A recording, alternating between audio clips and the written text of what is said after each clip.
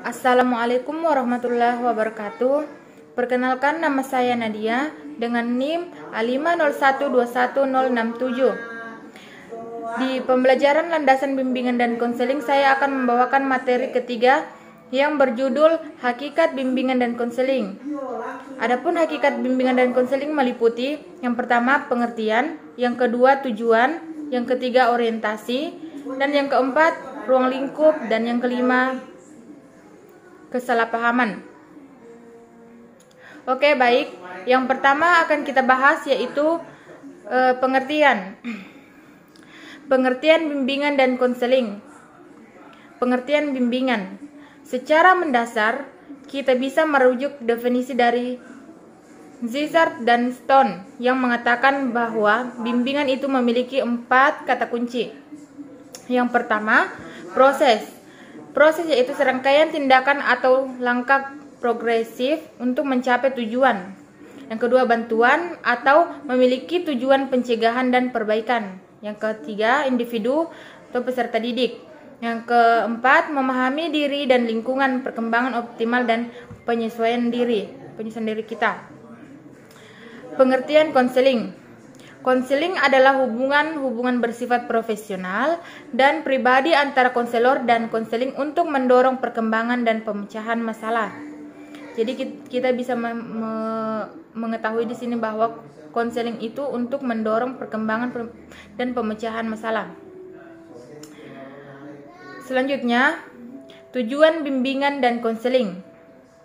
Pada umumnya, bimbingan dan konseling memiliki 2 tujuan. Yang pertama, membantu konseling mencapai kemandirian dan menjalankan tugas. Yang kedua, perkembangan pribadi, sosial, belajar, karir, dan optimal. Secara khususnya itu, yang pertama, memahami serta menerima diri dan lingkungannya. Yang kedua, merencanakan masa depan. Yang ketiga, mengembangkan potensinya. Dan yang keempat, menyesuaikan diri dengan lingkungan. Dapat juga mengatasi hambatan dan mengkualitisasikan. Kita masuk ke fungsi dari bimbingan dan konseling. Fungsi dari bimbingan dan konseling ada 10. Yang pertama, pemahaman. Yang kedua itu fasilitas. Dan yang ketiga, penyesuaian. Penyaluran, adaptasi, pencegahan, perbaikan, pemeliharaan, pengembangan, dan advokasi. Itu dia 10 fungsi dari bimbingan dan konseling. Selanjutnya, kita masuk di prinsip bimbingan dan konseling.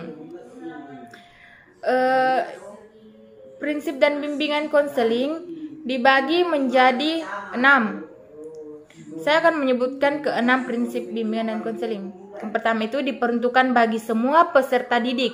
Jadi diperuntukkan bagi semua peserta didik, tidak hanya untuk peserta didik yang misalnya peserta didik yang punya masalah atau yang nakal, kata lainnya nakal, tidak hanya untuk diperuntukkan sebagai siswa yang punya masalah saja, tetapi untuk siswa yang ingin supaya prestasi akademiknya meningkat dan sebagainya. Yang kedua itu sebagai proses individuasi. Dan yang ketiga, menekankan nilai-nilai positif. Yang keempat, merupakan tanggung jawab bersama. Jadi ini bukan tanggung jawab konselor saja, tetapi tanggung jawab bersama di dalam sekolah. Mengambil keputusan merupakan hal esensial dalam BK. Dan yang terakhir, berlangsung dalam berbagai setting kehidupan. Selanjutnya yang akan kita bahas yaitu orientasi. Orientasi bimbingan dan konseling ada 3. Yang pertama itu adalah orientasi perseorangan, di mana kita ketahui bahwa orientasi perseorangan bimbingan dan konseling menghendaki agar konselor menitikberatkan pandangan kepada siswa secara individual. Satu persatu siswa perlu mendapatkan perhatian. Nah, di situ jelas dikatakan bahwa satu persatu siswa perlu mendapatkan perhatian, baik itu dari supaya bisa mendapatkan nilai akademik yang baik dan sebagainya. Yang kedua itu orientasi perkembangan. Orientasi perkembangan dalam bimbingan dan konseling lebih menekankan lagi pentingnya peranan perkembangan yang terjadi dan yang hendaknya diterjadikan dari diri individu. Peranan bimbingan dan konseling adalah memberikan kemudahan-kemudahan bagi gerak individu menjalankan alur perkembangannya. Saya kira bisa dipahami. Selanjutnya orientasi permasalahan. Orientasi masalah secara langsung bersangkut paut dengan fungsi pencegah dan fungsi pengentasan.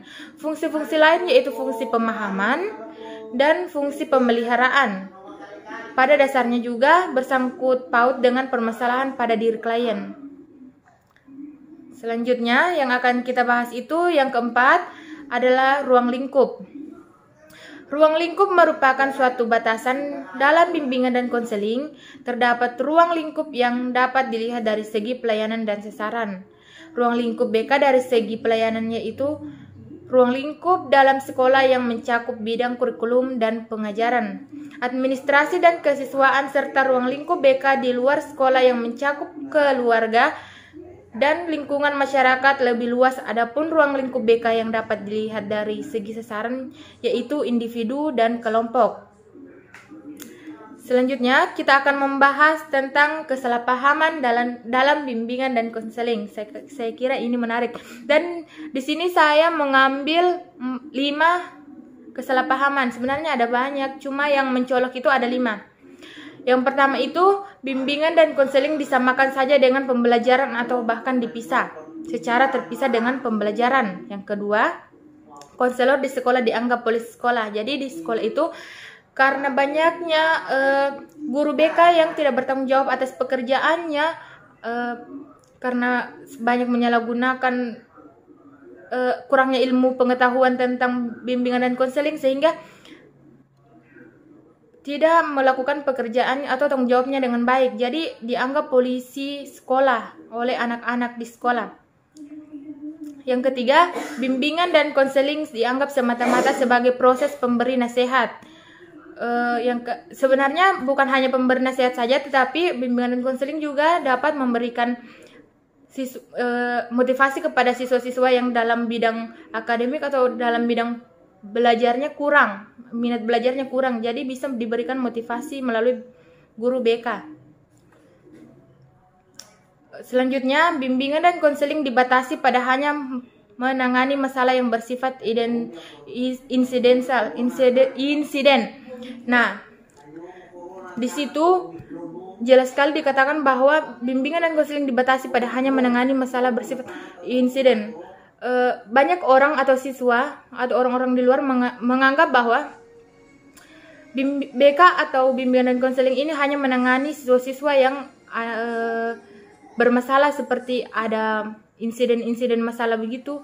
Dan ternyata bukan itu saja tugas dari guru bimbingan dan konseling. Banyak tugas yang lain seperti yang saya jelaskan di awal tadi, bahwa guru BK juga bisa memberi motivasi kepada siswa agar mendapatkan nilai akademik yang baik. Selanjutnya, bimbingan dan konseling dibatasi hanya pada klien-klien tertentu. Itu kesalahpahaman yang sangat berpengaruh menurut saya, karena bimbingan dan konseling dibatasi hanya pada klien-klien tertentu itu sangat tidak benar. Bimbingan dan konseling itu diperuntukkan untuk semua orang yang ada di sekeliling sekolah. Mungkin itu saja dari saya. Sekian dan terima kasih. Kurang dan lebihnya mohon dimaafkan. Assalamualaikum warahmatullahi wabarakatuh.